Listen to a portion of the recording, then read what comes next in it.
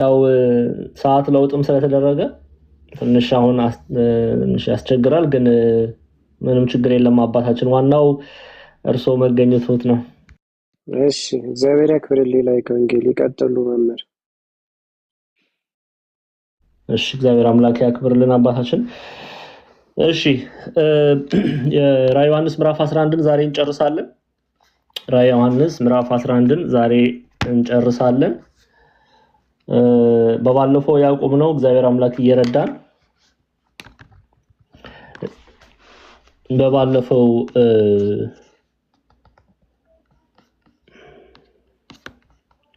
ቁጥር 10 ላይ ነው ያቆምነው።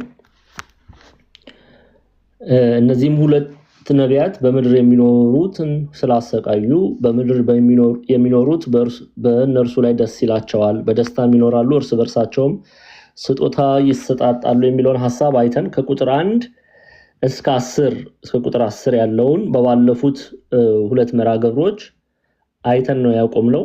እንግዲህ ዛሬ እግዚአብሔር አምላክ እየረዳን ከቁጥር 11 እስከ ፍጻሜ ያለውን እንመለከታለን ማለት ነው።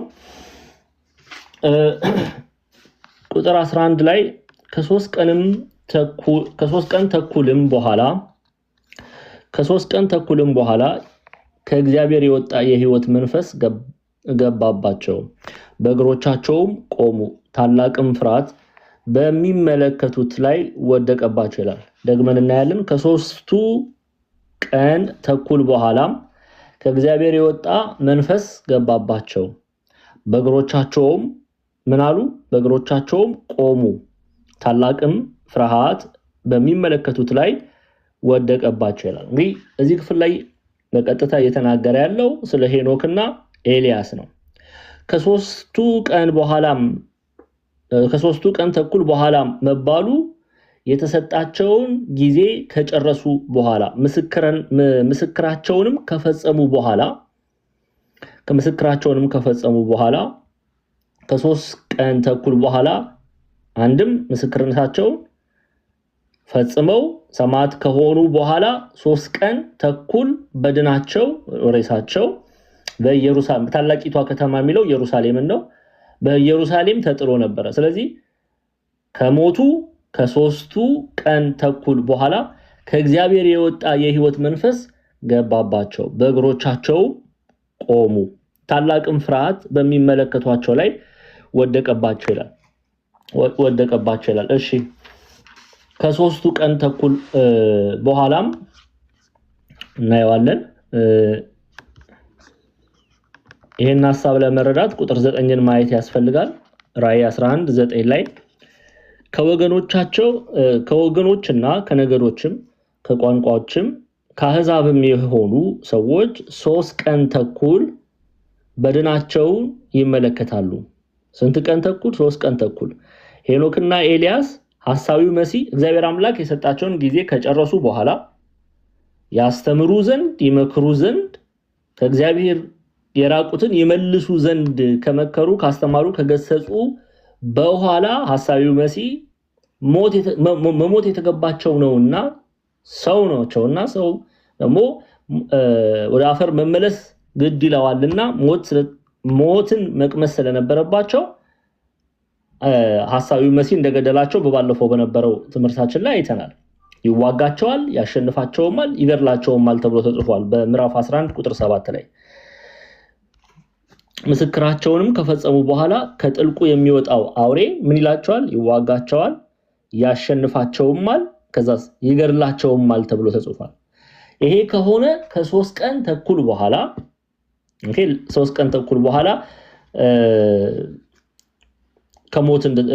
ከሞት እንደተነሱ ሕያዋን እንደሆኑ እንመለከታለን። ለምንድነው 3 ቀን ተኩል የሆነው የሚለውን ሐሳብ በኋላ ላይ በስፋት የምናየው ይሆናል። ለምን 3 ቀን ተኩል ለምን ሞቱ የሚለውን ሐሳብ በኋላ በነጥብ እናየዋለን። እሺ ከወገኖችም ከነገዶችም ከቋንቋዎችም ከአሕዛብ የሆኑ ሰዎች 3 ቀን ተኩል በድናቸውን ይመለከታሉ፣ በድናቸውንም ወደ መቃብር ሊገባ አይፈቅዱም። 3 ቀን ተኩል ከሞቱ በኋላ ቁጥር 11 ላይ ከ3 ቀን ተኩል በኋላም ከእግዚአብሔር የወጣ የሕይወት መንፈስ ገባባቸው፣ በእግሮቻቸውም ቆሙ ይላል። እንግዲህ እግዚአብሔር አምላክ ሕይወትን የሚሰጥ አምላክ እሱ ሕይወትን የሚሰጥ ሙታን በእርሱ በማን በእግዚአብሔር ኃይል እንደሚነሱ የምንመለከትበት ክፍል ነው። ቤተክርስቲያን በነገራችን ላይ ተስፋ የምታደርገው ይሄንን ነው። ቤተክርስቲያን ሙታን ትንሣኤ ሙታንን ተስፋ ታደርጋለች። በሄኖክና በኤልያስም ይሄንን ደግሞ ተመልክተናል። ሰው ልጅ ሞቶ እንደማይቀር በእግዚአብሔር የሚያምን ሞቶ እንደማይቀር ትንሣኤ ሙታንን እንደሚላበስ የምናይበት የመጽሐፍ ቅዱስ ክፍል ነው። በሕዝቅኤል ምዕራፍ 37 ቁጥር 5 ላይ ለምትጽፉ ሰዎች ሕዝቅኤል 37:5 ሕዝቅኤል ትንቢተ ሕዝቅኤል 37:5 እንዲህ ተብሎ ተጽፏል። ጌታ እግዚአብሔር አንዴላ በደንብ አስጠጋ። ጌታ እግዚአብሔር ለእነዚህ አጥንቶች እንዲህ ይላል፣ እነሆ ትንፋሽን አገባባችኋለሁ፣ በሕይወትም ትኖራላችሁ። ሕይወትን የሚሰጥ ማን ነው? እግዚአብሔር አምላክ ነው። ስለዚህ እነሆ ትንፋሽን አገባባችኋለሁ፣ በሕይወትም ትኖራላችሁ። የሞተን ሰው ዲያቆን ክርስቶፎሮስ መጥተዋል። ምናልባት አንድ ሰው ላወርድና እሳቸውን ላስገባ። እሺ አንድ ሰው ብቻ ስላላየዎቻን ኮሜንት ላይ የጻፉ ነበር።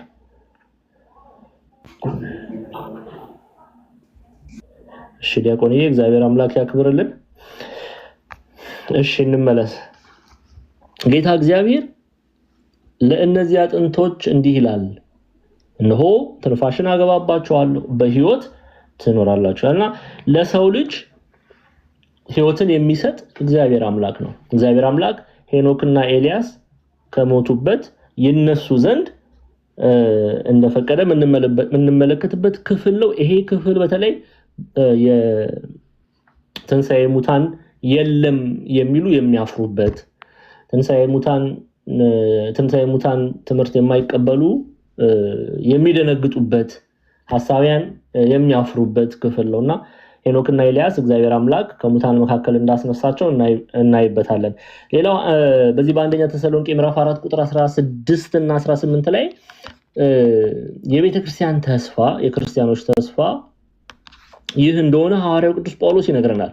አንደኛ ተሰሎንቄ ምዕራፍ 4 ቁጥር 16 እና 18 ከቁጥር 16 እስከ 18 ያለውን ቃል በምን እንድንጽናና ነው ሐዋርያው ጳውሎስ የሚናገረው? በተሰሎንቄ ላሉ ክርስቲያኖች እንዲህ ሲላቸው እንመለከታለን።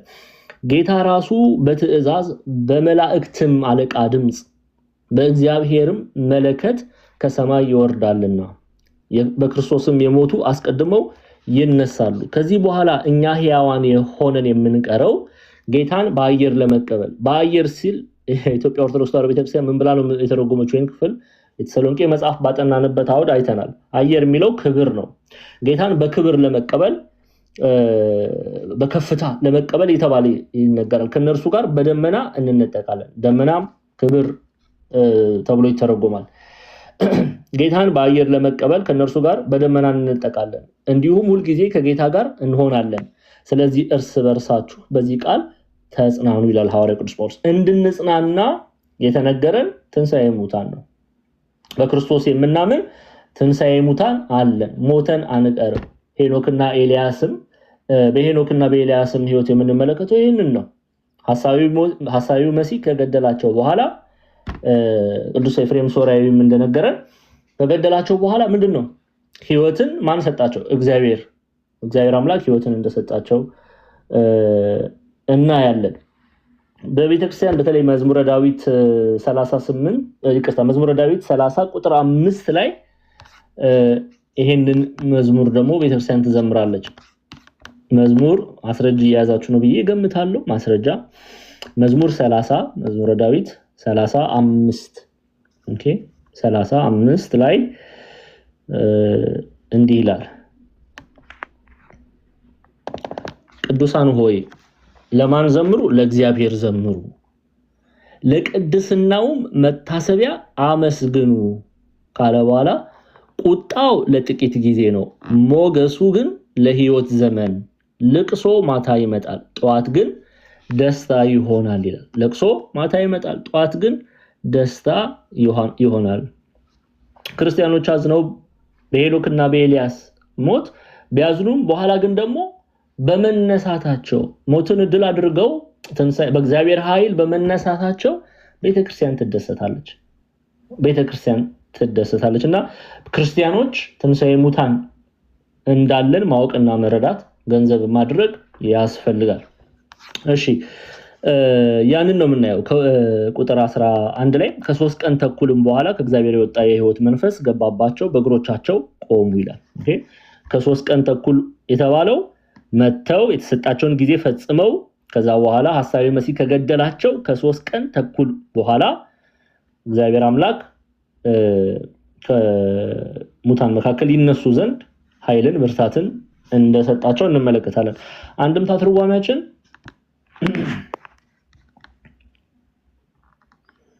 እሺ ቁጥር 11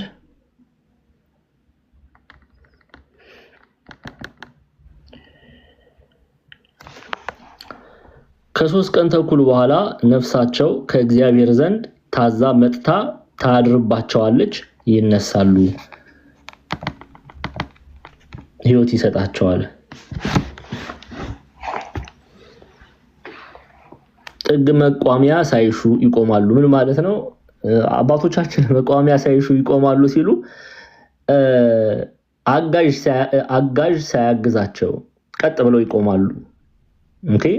ሙሉ ኃይልን ገንዘብ ማድረጋቸውን ለመግለጽ ነው። ሙሉ ኃይልን ሌላ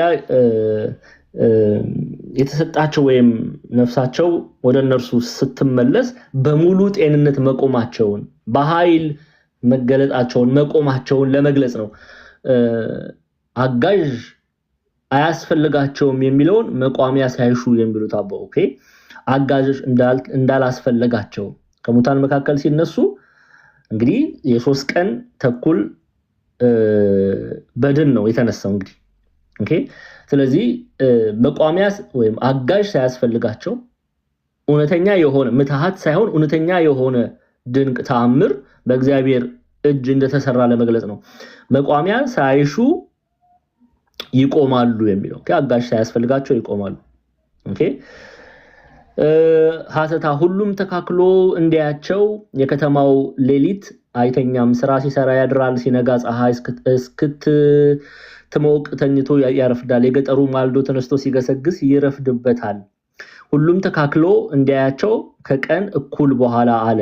ስለዚህ ከ3 ቀን ተኩል በኋላ የሚለው ለምን በዚህ ሰዓት ሆነ ቢል ሁሉ በዛ ያሉ በኢየሩሳሌም ያሉ ሰው ያያቸው ዘንድ ይህንን ድንቅ ተአምር ጠላቶቻቸው ይመለከቱ ዘንድ ከ3 ቀን ተኩል በኋላ ወይም 3 ቀን ከግማሽ በኋላ ይሄ ድንቅ ተአምር በታላቂቷ ከተማ በኢየሩሳሌም እንደተደረገ አባቶቻችን ይናገራሉ። እሺ ግብፃውያን መተርጉማንንም ማየት እንችላለን። በተለይ ግብፃዊ አባቱ ፋዘር ቴዎድሮስ ማላቲ ምን አሉ የሚለውን ሐሳብ ይሄን ክፍል እንዴት እንደተረጎሙት እናያለን ማለት ነው። ቁጥር 11 ላይ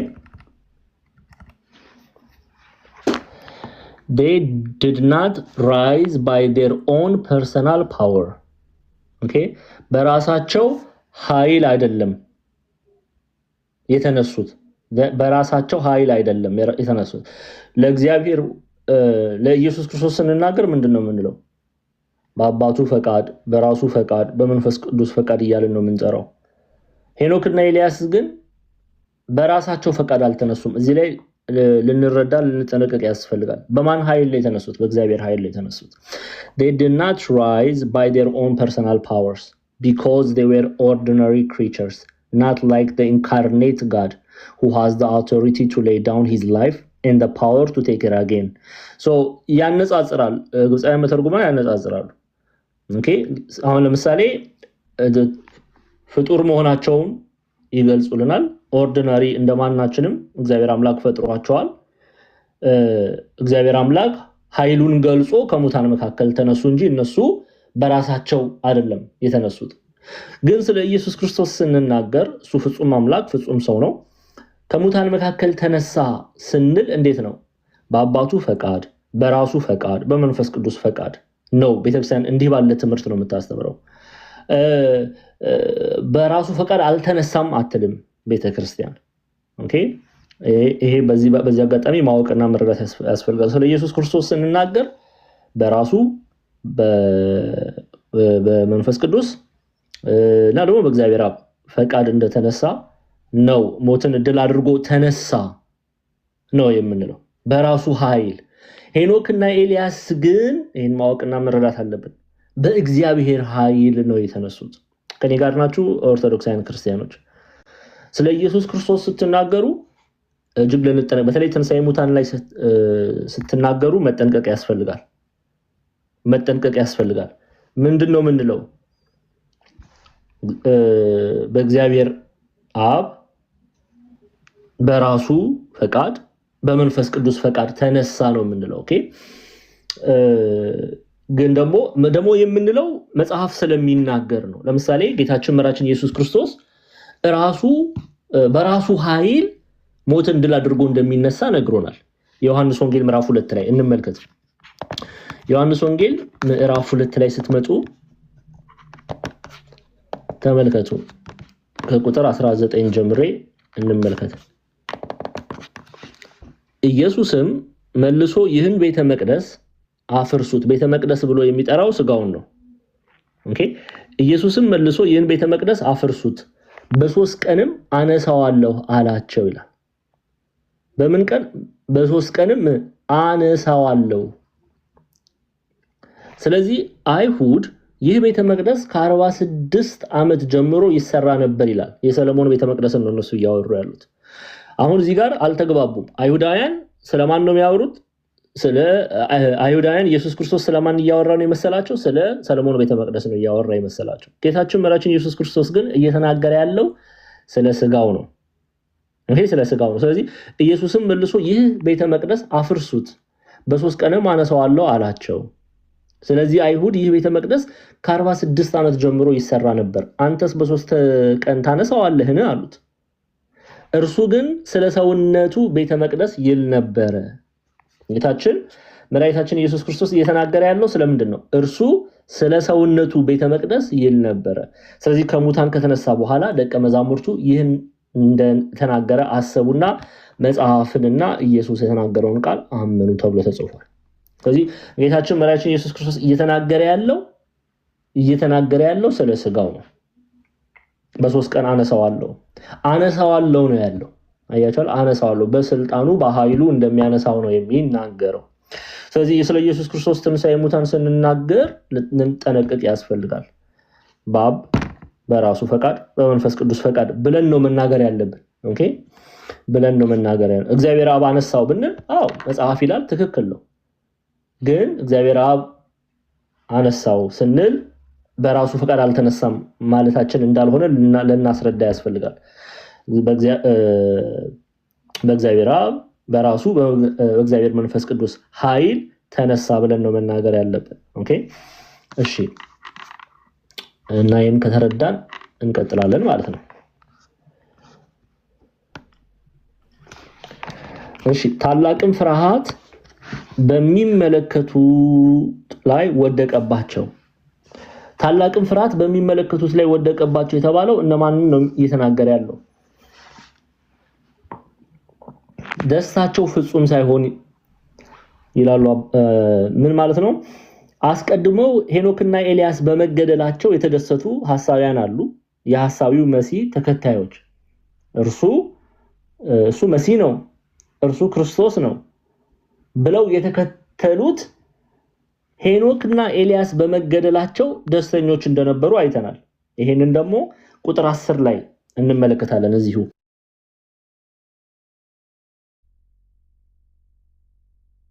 እሺ ተመልከቱ። እዛው ዮሐንስ ራዕይ ምዕራፍ 11 ቁጥር 10 ላይ ትሄዱልኛላችሁ። ቁጥር 10 ላይ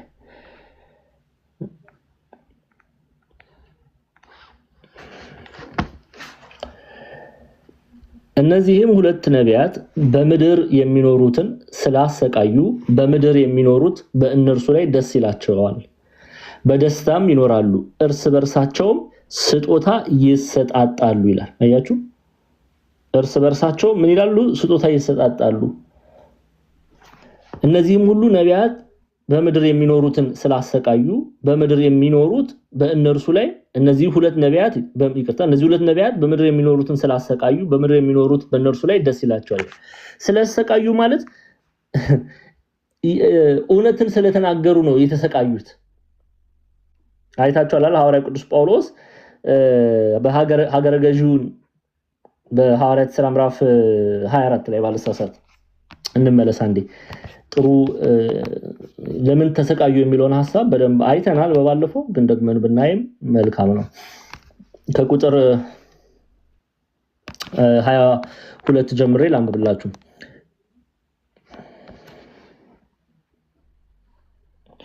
ከቁጥር 24 ጀምሬ ላንብብላችሁ። ምዕራፍ 24 ቁጥር 24። እሺ፣ ሐዋርያት ሥራ። ከጥቂት ቀንም በኋላ ፊልኪስ አይሁዳዊት ከነበረች ድሩሲላ ከሚሏት ከሚስቱ ጋር መጥቶ ጳውሎስን አስመጣ።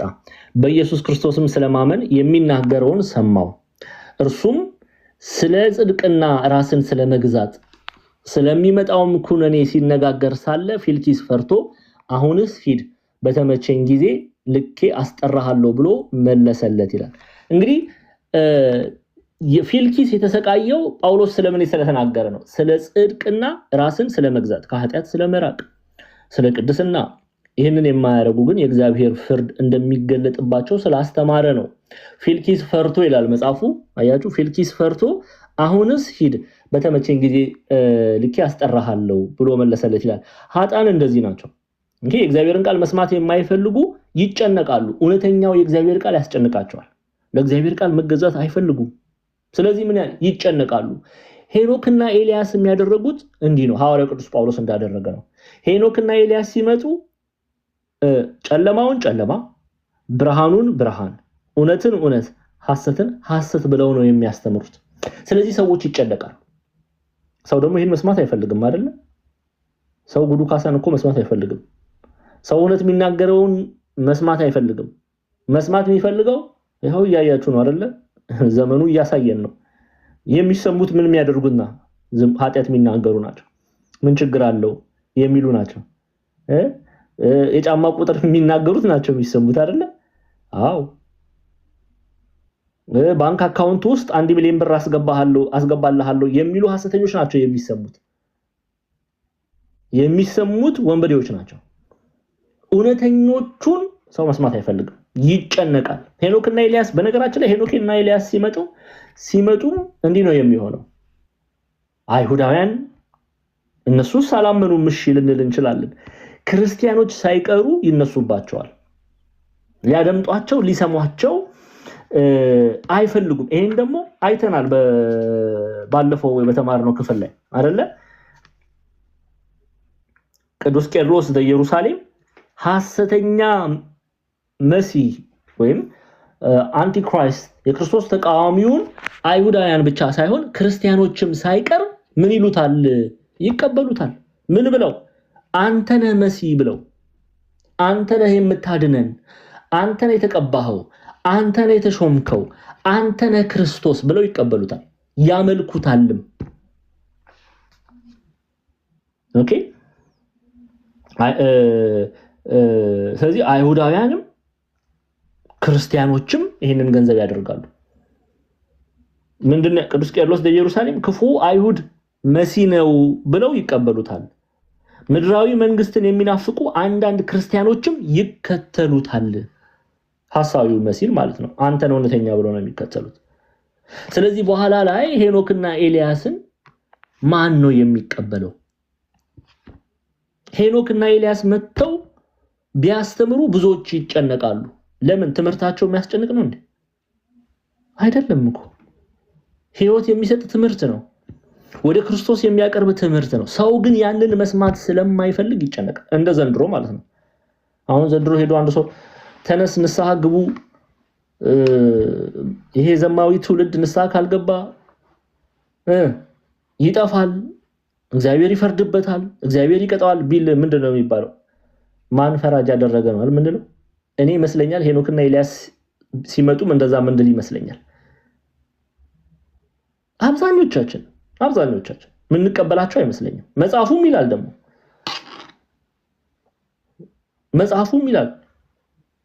ለምን እውነት ስለሚናገሩ እውነተኛ የእግዚአብሔር አገልጋዮች ስለሆኑ።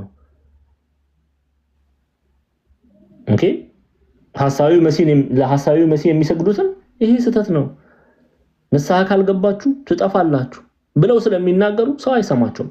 እንጀንድሮ ተሳዳቢ ነው ምንል አይደል? ከሌኮ ተሳዳቢ ነው እንላለን። ለምን? ስለሚገስጽ። ስለዚህ ቅዱስ ጳውሎስም እንዲህ ነበር የሚያደርገው። ቅዱስ ጳውሎስ በሀገረ ገዢው በፊልኪስ ፊት ቀርቦ ቀለም ሲቀባ አታዩት። እውነትን እውነት የሚል ሐዋርያ ነው፣ ውሸትን ውሸት የሚል ሐዋርያ ነው። ሀገረ ገዢው ዘማዊ ነበረ። ዝሙትህን ማትተው ከሆነ ወደ እግዚአብሔር ማትመለስ ከሆነ ትሞታለህ፣ ይፈረድብሃል ስላለው ሊሰማው ፍቃደኛ አልነበረም ፊልኪስ። ስለዚህ ፊልኪስ ፈርቶ ሂድ። ማን ነው እስቲ የትኛው ጀግና ሐዋርያ ነው በዚህ ሰዓት በሀገረ ገዢው ላይ ለምሳሌ በሀገራችን ማን ነው የሚመራ?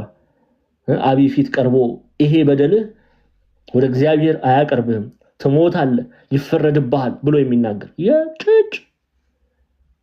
ጭራሹኑ ፎቶ ነው የምንነሳና ፎቶ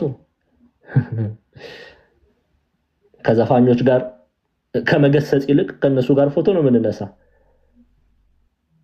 አብዛኛው አሁን ቴዲ አፍሮን ቢያገኝ ፎቶ ነው የሚነሳ እንጂ ተው ተመለስ፣ የክርስቶስ ተቃዋሚ ሆነ እየተመላለስክ ነው፣ ንስሐ ግባ ብሎ የሚናገር አገልጋይ አለ? የለም። ሁላችንም እንድንወደድ ይጨበጨብልን ዘንድ ነው ምን ደክመው። ይሄ ግን ስህተት ነው ክርስቲያኖች። ሄኖክና ኤልያስንም በሰው ዘንድ ይጠሉ ዘንድ በክርስቲያኖች ጭምር ክርስቲያንን በሚሉ ሐሰተኞች ክርስቲያኖች ጭምር ይጠሉ ዘንድ ያደረጋቸው ምንድነው? እውነት ስለሚናገሩ ነው። ለዛ ነው በራእይ መጽሐፍ ላይ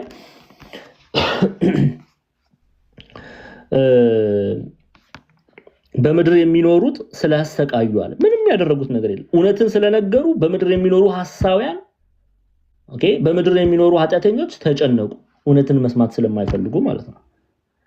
ስለዚህ በምድር የሚኖሩት በእነርሱ ላይ ደስ ይላቸዋል፣ በደስታም ይኖራሉ፣ እርስ በርሳቸውም ስጦታ ይሰጣጣሉ። ሲሞቱ ሄኖክና ኤልያስ ሐሳዊ መሲህ እንደገደላቸው ሲያዩ ደስተኞች ይሆናሉ፣ ስጦታም ይሰጣጣሉ። ግን ደስታቸው ትላለች ቤተክርስቲያን ፍጹም አትሆንም። የኃጢአተኞች ደስታ ፍጹም አትሆንም።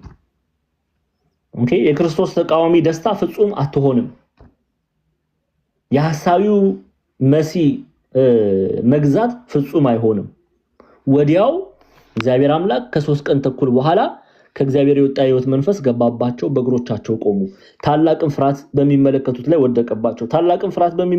ወደቀባቸው የተባሉት ሄኖክና ኤልያስን መስማት ገንዘብ ያላደረጉ የሐሳዊው መሲህ ተከታዮች ታላቅም ፍርሃት በሚመለከቱት ላይ ወደቀባቸው። በእነርሱ ላይ ነው ፍርሃት የወደቀው፣ ታላቅም ፍርሃት የወደቀው። ይህ ለምንድን ነው የሆነው? ሞት ድል አድርገው እግዚአብሔር አምላክ በእግዚአብሔር ኃይል ሞትን ድል አድርገው በመነሳታቸው። እሺ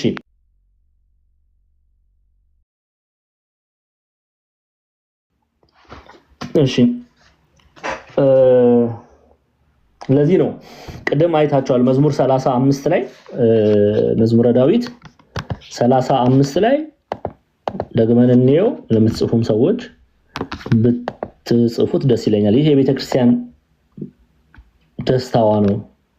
ቤተክርስቲያን የምትጽናናበት ይህ ነው። ቅዱሳኑ ሆይ ለእግዚአብሔር ዘምሩ፣ ለቅድስናው መታሰቢያ አመስግኑ ካለ በኋላ ቁጣው ለጥቂት ጊዜ ይሆናል፣ ሞገሱ ግን ለሕይወት ዘመን ነው። ልቅሶ ማታ ይመጣል፣ ጠዋት ግን ደስታ ይሆናል። ትንሣኤ ሙታን ሰው ቢያዝን በሄኖክና በኤልያስ ሞት ቤተክርስቲያን ብታዝንም በኋላ ግን ጠዋት ግን ደስታ ይሆናል። ሐሴት እንዳደረገች ደስተኛ እንደሆነች ሞትን ድል አድርገው እግዚአብሔር አምላክ ስላስነሳቸው ደስተኛ እንደሆነች የምንመለከትበት ክፍል ነው። እኛም ደግሞ ከዚህ ምንድነው የምንማረው? ትንሣኤ ሙታን እንዳለ እናውቃለን ማለት ነው። ስለዚህ ሐሳዊ መሲህ እና የእሱ ተከታዮች እንዳዘኑ ሄኖክና ኤልያስ በመነሳታቸው እናያለን። እሺ ከ3 ቀን ተኩል በኋላ ይቅርታ 12 ቁጥር 12 ላይ በሰማይም ወደዚህ ውጡ የሚላቸው ታላቅ ድምጽ ሰሙ። ጠላቶቻቸውም እየተመለከቷቸው ወደ ሰማይ በደመና ወጡ። በሰማይም ወደዚህ ውጡ የሚላቸውን ታላቅ ድምጽ ሰሙ። ለምንድን ነው እንዲህ ተብሎ የተጻፈ? ይሄን ልናቅና ልንረዳ ያስፈልጋል። ሐሳዊ መሲህ በምትሃት ድንቅ ያደርጋል። ኦኬ ሐሳዊ መሲህ በምትሃት ድንቅ ያደርጋል። ኦኬ ድንቅ ያደርጋል። ሄኖክና ኤልያስ ግን ከሞት የተነሱት እውነተኛ በሆነ የእግዚአብሔር ክንድ እንደሆነ ሐሳዊ መሲህና በዛ ያሉት ሰዎች ያውቁ ዘንድ በሰማይም ወደዚህ ውጡ የሚላቸው ታላቅ ድምጽ ሰሙ። ኦኬ ይሄ የእግዚአብሔር እጅ እንዳለበት ምትሃት እንዳልሆነ እግዚአብሔር አምላክ በኃይሉ ሞትን ድል ያደርጉ ዘንድ እንደፈቀደ የምንመለከትበት ክፍል ነው። ስለዚህ በሰማይ ወደዚህ ውጡ የሚላቸውን ታላቅ ድምጽ ሰሙ ሲል ያ ድምጽ ስለምን ሰሙ? ምትሃት እንዳልሆነ እውነተኛ ታምር ድንቅ እንደተደረገ ያውቁና ይረዱ ዘንድ ነው። እሺ ምትሃት ነው እንዳይባል ማለት ነው። ከዛ ጠላቶቻቸውም እየተመለከቷቸው ወደ ሰማይ በደመና ወጡ ይላል። ደመና የሚለው ክብር ነው። ኦኬ በክብር ወጡ። ጠላቶቻቸውም እየተመለከቷቸው ማን? ሄኖክና ኤልያስ ወደ ሰማይ በደመና ወጡ። ስለዚህ the whole verse 12 ማለት ነው። ቁጥር 12 የሚናገረው ምንድነው? ከሰማይ ድምጽ መስማታቸው፣ ጠላቶቻቸው ደግሞ እያዩ ወደ ሰማይ በክብር ማድረጋቸው፣ ወደ ሰማይ መውጣታቸው የሚናገረው ምን ነው? ተአምሩ እውነተኛ ምትሃት ሳይሆን እውነተኛ እንደሆነ ይመለከቱ ዘንድ ነው። ምትሃት ነው ብለው እንዳያስተባብሉ የሄኖክና የኤልያስ ከሞት መነሳት ምትሃት እንጂ እውነተኛ አይደለም ብለው እንዳያስተባብሉ ወደ ሰማይ ሲወጡም ጠላቶቻቸው ተመልክተዋል። ለዛ ነው በሰማይም ወደዚህ ውጡ የሚላቸውን ታላቅ ድምጽ ሰሙ። ጠላቶቻቸው እየተመለከቷቸው ወደ ሰማይ በደመና ወጡ። ወደ ሰማይ በደመና ወጡ። ስለዚህ እግዚአብሔር አምላክ ከሞት አስነሳቸው ሄኖክና ኤልያስን። እሺ ቁጥር 13ን እንይና አንዴ ደግሞ ደግመን በነጥብ የሄኖክና ኤልያስን ከክርስቶስ ጋር እያነጻጸርን ምናያቸው ነጥቦች ይኖራሉ። ቁጥር 13 ላይ በዚህም ሰዓት ታላቅ የምድር መናወጥ ሆነ፣ ከከተማይቱም 10ኛ እጅ ወደቀ፣ በመናወጡም 7000 ሰዎች ተገደሉ፣ የቀሩትንም ፍርሃት ያዛቸው፣ ለሰማይ አምላክ ክብር ሰጡ ይላል።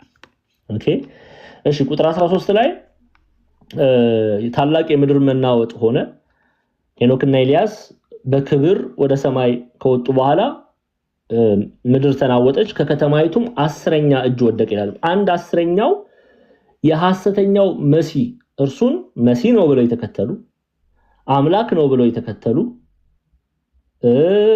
እርሱ መድኃኒት ነው ብለው የተከተሉ፣ እርሱ ክርስቶስ ነው ብለው የተከተሉ አይሁዳውያንም ሆኑ ክርስቲያኖች በመናወጥም በተነሳው የምድር መናወጥ 7000 ሰዎች ተገደሉ፣ ተቀሰፉ። እግዚአብሔር አምላክ ቀሰፋቸው፣ የቀሩትንም ፍርሃት ያዛቸው፣ ለሰማይ አምላክም ክብር ሰጡ ይላል።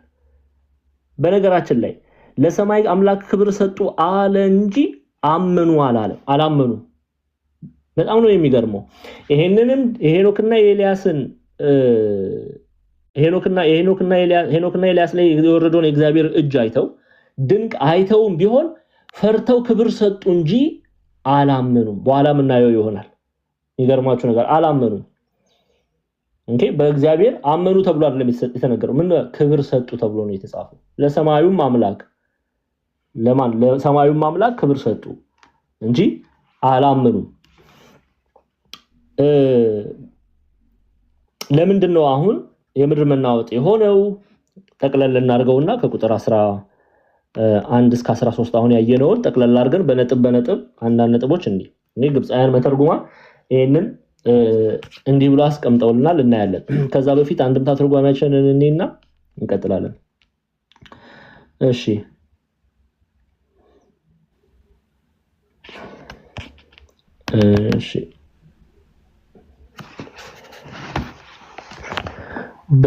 በሚያዩዋቸው ሰዎች ሁሉ ፍርሃት ሽብር ሆነ። ከምጽአት አስቀድሞ ነው ቢሉ የተመቸ፣ በምጽአት ጊዜ ነው ቢሉ ህልፈተ ዓለም ሆነ። ከወደ ሰማይ ቃል ይሰማል ኑ ወደዚህ ውጡ የሚል። ከዚህ በኋላ በክብር አያችሁ፣ በክብር ወደ ሰማይ ያርጋሉ ጠላቶቻቸው እያዩዋቸው። በምንድን ነው የሚያደርጉት? በክብር። መጽሐፉ ግን ምንድን ነው የሚለው? ደግመን እንየው። በደመና። ደመና የሚለውን ቤተክርስቲያን ክብር ብላ ነው የምትፈታው። በትርጓሜ ክብር ተብሎ ነው የሚፈታው። እሺ፣ ስለዚህ ከወደ ሰማይ ቃል ይሰማሉ ኑ ወደዚህ ውጡ የሚል። ከዚህ በኋላ በክብር ወደ ሰማይ ምን ይላሉ? ያርጋሉ ጠላቶቻቸው እያዩዋቸው። ኦኬ፣ ያን ጊዜ ፍጹም መነዋወጽ ሆነ። ከምጽአት አስቀድሞ ነው ቢሉ መቅሰፍት ታዘዘ፣ በምጽአት ጊዜ ነው ቢሉ ህልፈተ ዓለም ሆነ። የዚያች ሀገር 10ኛ እጇ ጠፋ። 1/10 ማለት ነው። ከምጽአት አስቀድሞ ነው ቢሉ የተመቸ፣ በምጽአት ጊዜ ነው ቢሉ በፍጹም ቁጥር፣ ፍጹም ቅጣት፣ ፍጹም በፍርድ እንድትፈረደባቸው ነው የሚናገረው። በዚያም ድልቅልቅ 7000 ሰዎች አለቁ ከምጽአት በኋላ እንዳለፈው። የቀሩት ግን የአንክሮ ድንጋጼ እየደነገጡ በልልና ያለ እግዚአብሔርን ያመሰግናሉ፣ በእግዚአብሔር ያምናሉ። ኦኬ፣ ደግመን እናያለን። አሁን እዚህ ጋር ልንጠነቀቅ ያስፈልጋል። አሁን ይሄንን ክፍል አይተን ብዙ ሰዎች በእግዚአብሔር ያምናሉ የተባለው በምንድን ነው? የቀሩት ግን የአንክሮ ድንጋጼ እየደነገጡ ኦኬ፣ ይሄ ያከብራሉ የሚለውን ነው ለመግለጽ ነው እዚህ ክፍል ላይ የተገለጠው። ልንጠነቀቅ ያስፈልጋል። ያምናሉ ሲባል በእግዚአብሔር አምላክ እርሱ ጌታ ብለው አይደለም። ተአምሩን አይተው ጊዜያዊ የሆነ ድንጋጤ፣ የአንክሮ ድንጋጤ፣ ጊዜያዊ የሆነ ፍርሃት ይወርድባቸዋል። ኦኬ፣ ከዛ ምን ያለው ክብር ይሰጣሉ። ክብር ሰጡ ተብሎ ነው የሚነገረው መጽሐፉ ላይ እንደምታዩት።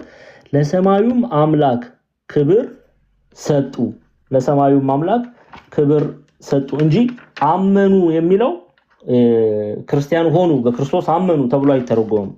እዚህ ላይ ማወቅና መረዳት ያስፈልጋል። ፈርተው ንስሐ ገብተው ተጸጽተው አይደለም። ተአምሩን የምድር መናወጥ እንደሆነ አይተው ፈርተው በእውነትም ከሰማያዊ አምላክ ዘንድ መሆኑን ተናገሩ እንጂ በእውነት አምነው አይደለም። ንስሐ ገብተው ወደ ቤተክርስቲያን ተመለሱ እያለ አይደለም። በእግዚአብሔርም አመኑ ሲል አንድምታ ትርጓሜያችን ላይ ይሄ ግራ እንዳትጋቡ፣ በእግዚአብሔር ያምናሉ መባሉ ምን ነው ያመኑት? የተደረገው ተአምር ከሰማይ አምላክ መሆኑን ያምናሉ። ተአምሩን ያምናሉ እንጂ በእግዚአብሔር ያምናሉ ወይም ንስሐ ይገባሉ ተጸጽተው ይመለሳሉ ማለት አይደለም። ይሄ ልናውቅ ልንረዳ ያስፈልጋል።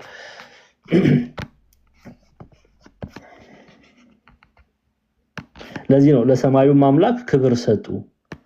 የተደረገው ተአምሩን አመኑ እንጂ ግን በእውነተኛ እምነት ንስሐ ገብተው ተመልሰው ተጸጽተው የሚለውን ፍቺ አይገልጽም። እሺ፣ ያንን ደግሞ ከዚህ በኋላ ባሉት ቁጥር ምዕራፎች የምናየው ይሆናል፣ በስፋት ማለት ነው የምናየው ይሆናል። እሺ፣ ይሄን ካየን ቁጥር ከ11 እስከ 13 ያለውን በነጥብ እንመልከት። ለምንድን ነው ይሄ ተአምር የተገለጠው የሚለውን ሐሳብ እንመልከት። እሺ፣ አንደኛ አብረን እያነጻጸርን እንሄዳለን።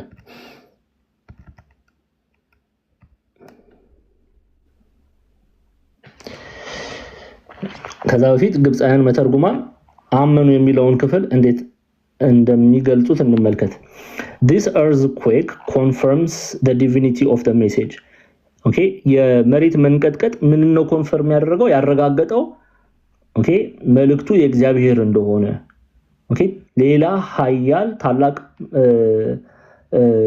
ኃይል ልኳቸው እንደመጣ መለኮታዊ የሆነ መልእክትን ይዘው እንደመጡ ማረጋገጫ ነው የምድር መናወጥ የሆነው ማለት ነው። This was testified by the rest of the people who were not killed. ያልሞቱት ሰዎች ይሄንን ቴስቲፋይ ያደርጋሉ አይተዋልና ቴስቲፋይ ያደረጉ ኦኬ ያልሞቱት ሰዎች የምድር መናወጡን አይተው መልእክቱ መለኮታዊ ኃያል የሆነ መልእክትን ይዘው ሄኖክና ኤልያስ እንደመጡ አመኑ። መልእክቱ ተአምሩን አመኑ። Okay, we're not killed by the earthquake. Yet unfortunately they do not repent ይላል። አያችሁ አይደለ? አመኑ ወይም ደግሞ ለእግዚአብሔር ክብር ቢሰጡም ግን ንስሐ አልገቡም። እውነተኛ የሆነ መመለስን አልተመለሱም። Yet unfortunately እነዛ ከቁጥራቸው ከተገደሉት ያልሆኑትን ነው የሐሳዊው መሲህ ተከታዮች ክብር ቢሰጡም ለሰማዩ አምላክ ታምሩን ያደረገው እርሱ ነው። ሄኖክና ኤልያስ ይዘው የመጡት መልእክት መለኮታዊ ነው ታላቅ መልእክት ይዘው መጥተዋል ብለው ለእግዚአብሔር ክብር ቢሰጡም በእኛ ትርጓሜም ላይ አመኑ ተብሎ የተጻፈው የተገለጠው እውነተኛ ንስሐ ገቡ ለማለት ሳይሆን ታምሩ የእግዚአብሔር መልእክቱ የእግዚአብሔር መሆኑን ኃያል የሆነ መልእክት ይዘው እንደመጡ አመኑ ክብርን ሰጡ። ግን yet unfortunately they did not repent. ንስሐ ግን አልገቡም። ንስሐ አልገቡም እነዚህ ሰዎች ድንቁን ታምሩን አይተው ሄኖክና ኤልያስ ከሞት ሲነሱ አይተው የእግዚአብሔርን እጅ አይተው ግን ንስሐ አልገቡም። Okay, they still dread the God of heaven የሰማይን አምላክ ቢፈሩም and give him glory ክብርን እንኳን ቢሰጡም ክብርን ሰጥተዋል ደግሞ ክብር ሰጡ ተብሎ ተጽፏል። ክብርን ቢሰጡ but they do not ተመልከቱ አያችሁ they do not accept him as their God አምላካቸው አድርገው ግን አልተቀበሉት። they do not accept him as their God አምላካቸው አድርገው አልተቀበሉትም። they witness to him but they refuse to be related to him ምስክሮች ሆኑ ለእርሱ ለሰማዩ አምላክ ለእግዚአብሔር ምስክሮች ሆነዋል ግን they refuse to be related to him ወይ እርሱን አምነው ተቀበለው አምላክ አድርገው ለመመልከት አምላካችን ነው ብለው ለመመልከት ግን ፍቃደኞች አልነበሩ። they know his power ታምሩን ኃይሉን ያውቃሉ አይተዋልና but they do not try it fear him but they do not love him አያችሁ በተለይ እቺ ጋር ስሙ አልወደዱትም ቢፈሩትም ታምሩን ቢያቁም ኃይሉን ቢያቁም አላከበሩትም ማለትም አላመኑትም የሚለውን ክፍል ነው እዚህ ጋር የምንጠቀመው but they do not love him አይወዱትም። ቢወዱኝ ምን አድርጉ ነው ያለው ጌታችን መራችን ኢየሱስ ክርስቶስ ትእዛዜን ጠብቁ ነው ያለው አይደል?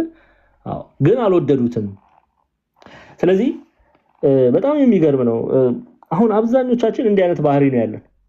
የእግዚአብሔርን ክንድን አይተናል የእግዚአብሔርን ሥራ አይተናል እንዲያው አላየንም እንኳን እንዳንል ድንገት እንኳን አላየንም እንኳን እንዳንል ቤተክርስቲያን በታምራት በገድላት ላይ የእግዚአብሔርን ኃይል እግዚአብሔር በአባቶቻችን ላይ የሰራውን ድንቅ ሥራ ዘውትር እያነበበችልን ዘውትር የቅዱሳኑን ታምር እየነገረችን አለች ዛሬ ጀምሮ አይደለ ሰምተናል።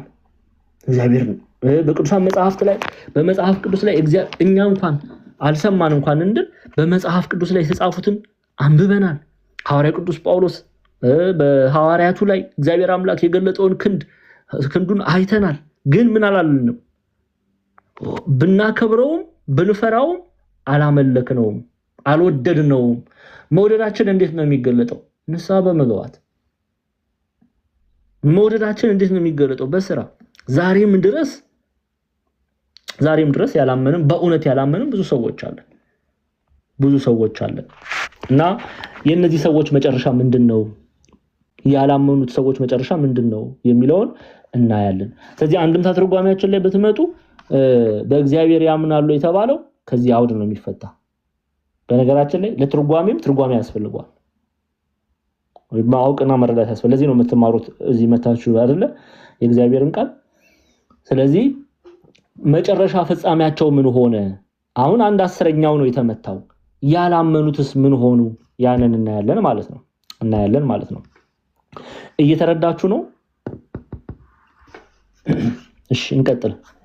አሁን ይሄን ካልን እንቀጥልና ከዚህ በኋላ ቶሎ ብለን እንጨርሳለን። ለምሳሌ ከቁጥር 11 እስከ 13 ያለውን በዚህ መልኩ ለምን ተገለጠ የሚለውን ሐሳብ በነጥብ እንመልከት። እሺ አንደኛ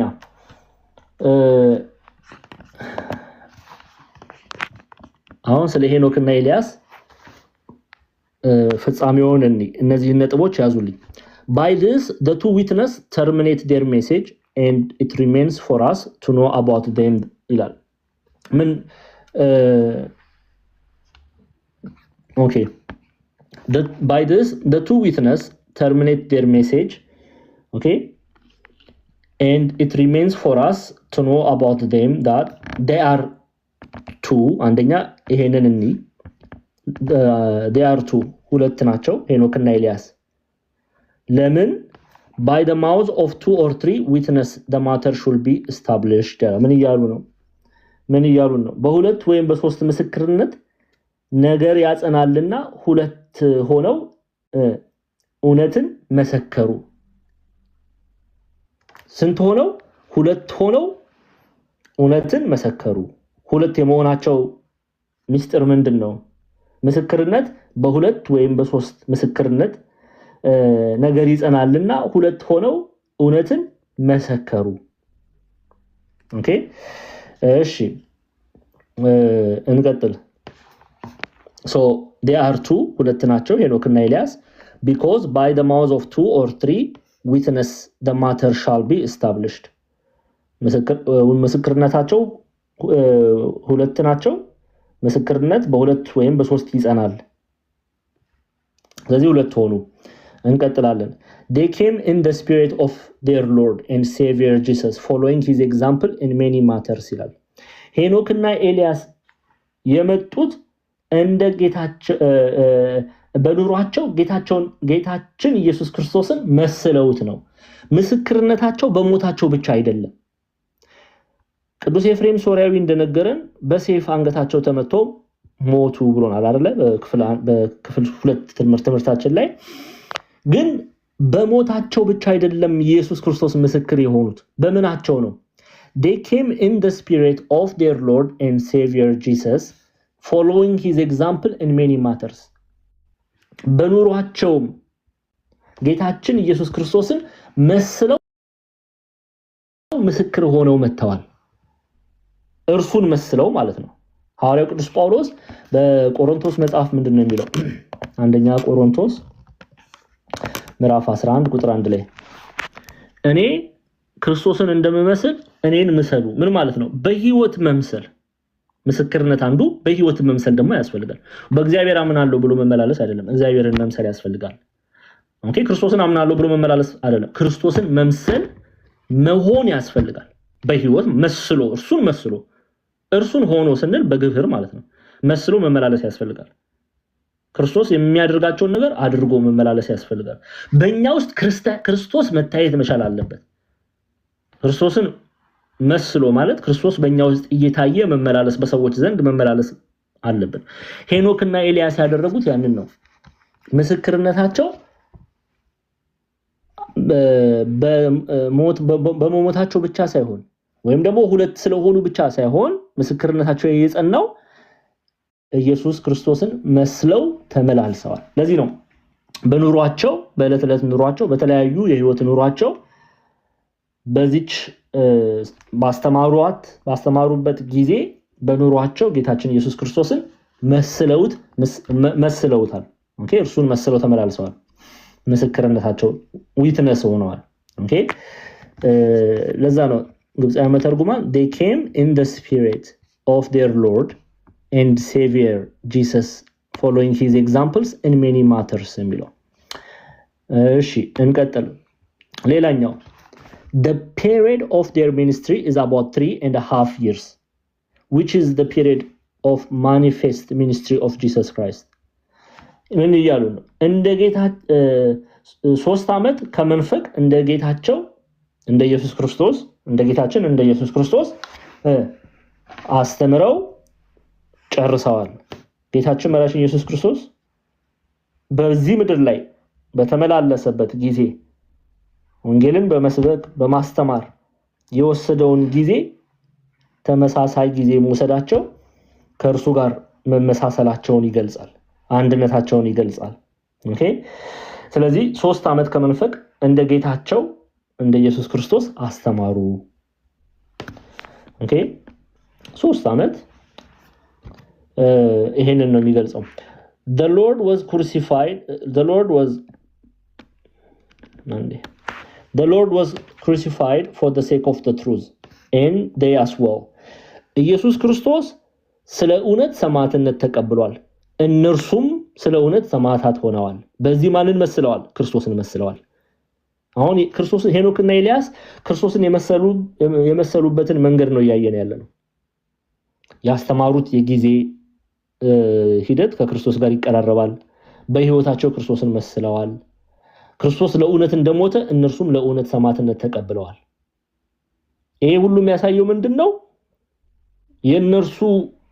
እነርሱ የተላኩት ከእግዚአብሔር ዘንድ መሆኑ እርሱን አምላካቸውን መምሰላቸውን የሚገልጽ ነው እንቀጥልና he granted them martyrdom in the same city Jerusalem ይላል ኦኬ ሰማዕትነት የተቀበሉት እርሱ በሞተበት ከተማ ጌታችን መራችን ኢየሱስ ክርስቶስ በታላቂቷ ኢየሩሳሌም እርሱ ቤዛ እንደሆነ እነሱም እርሱ በሞተባት ከተማ ሰማዕትነት ተቀብለዋል he granted them martyrdom in the same city Jerusalem ኦኬ እሱ ቤዛ በሆነበት እነሱ ሰማዕትነትን ተቀብለዋል እርሱ ማን ነው ኢየሱስ ክርስቶስ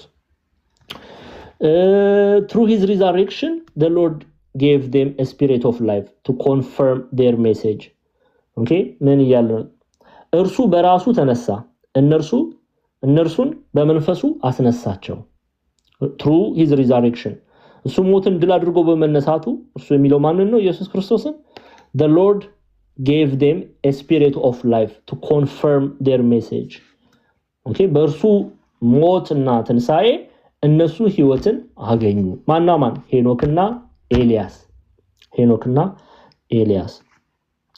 ኤልያስ እሺ እንቀጥል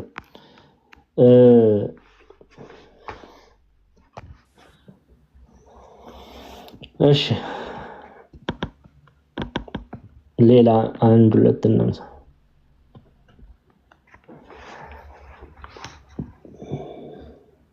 The Lord rose in front of the church to attach her heart to heaven because where the head is the member also are as for the 2 messengers the Lord brought them up while the church is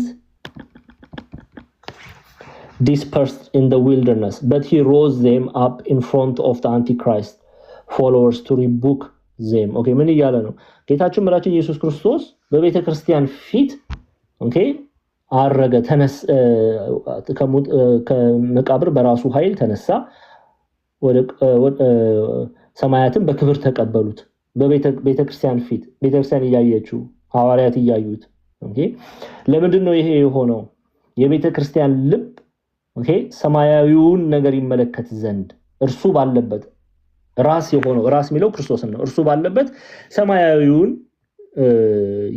ይመለከቱ ዘንድ አንድ ይሆኑ ዘንድ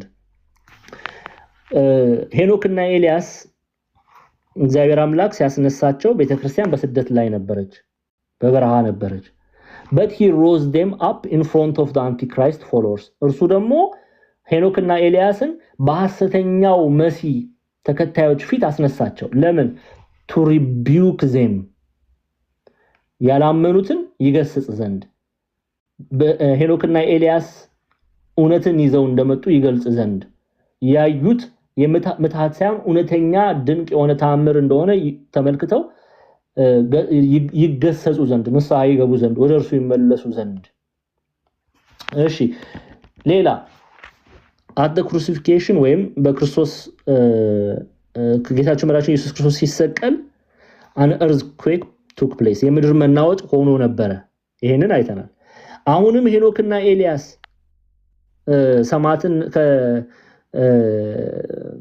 ሰማዕት ሆነው ከ3 ቀን ተኩል በኋላ ሲነሱ የምድር መናወጥ ሆነ። እነዚህ ሁሉ ምንን ይናገራሉ? ሄኖክና ኤልያስ ጌታቸውን መምሰላቸውን ኢየሱስ ክርስቶስን መምሰላቸውን ከእርሱ እንደተላኩ ይገልጻል። ተመሳሳይ ነገር ሐዋርያት ሥራ ምዕራፍ 6 ላይ እናገኛለን። ተመልከቱ። ሐዋርያት ሥራ ምዕራፍ 6 ላይ አንዴ ለመልሳችሁና ሐዋርያት ሥራ ምዕራፍ 6 የመጨረሻውን ክፍል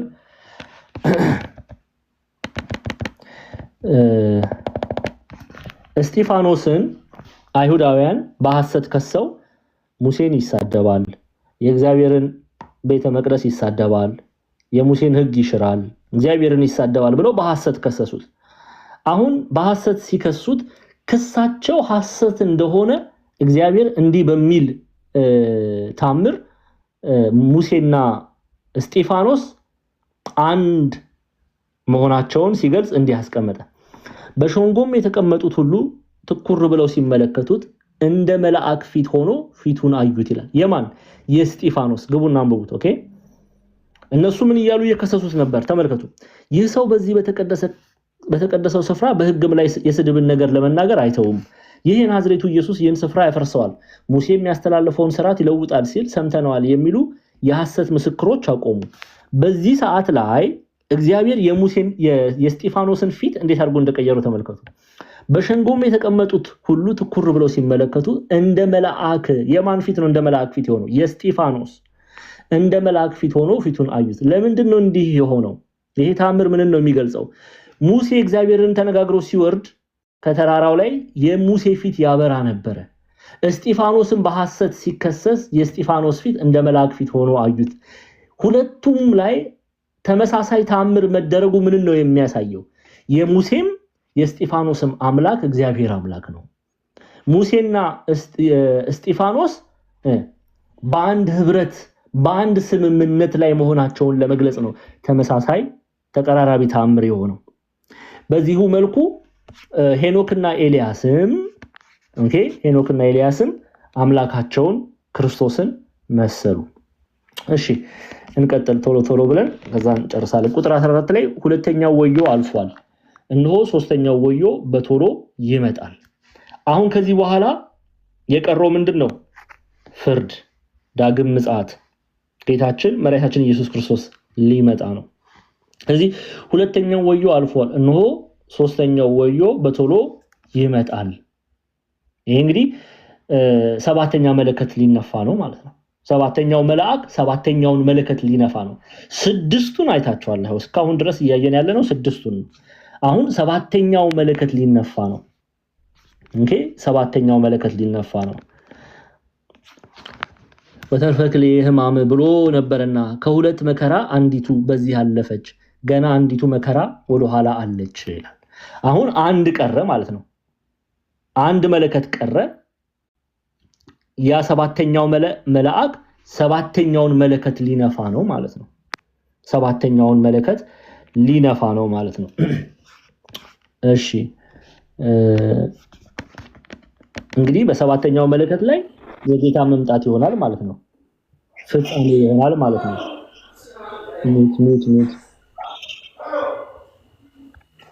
ሚዩት አድርጉት። እሺ ከዚህ በኋላ ፍጻሜ ነው የሚሆነው። ከዚህ በኋላ የጌታ መምጫ ይሆናል። የጌታ መምጫ ይሆናል።